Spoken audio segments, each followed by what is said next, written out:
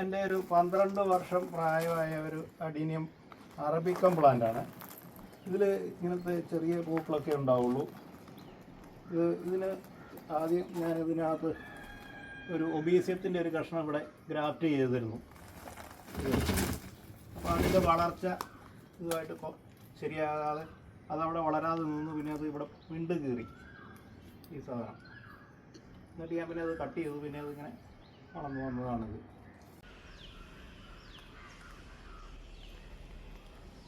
ഇത് അതുപോലെ തന്നെ എൻ്റെ 12 വർഷം പ്രായമായ ഒരു അറബിക്കം പ്ലാന്റാണ്.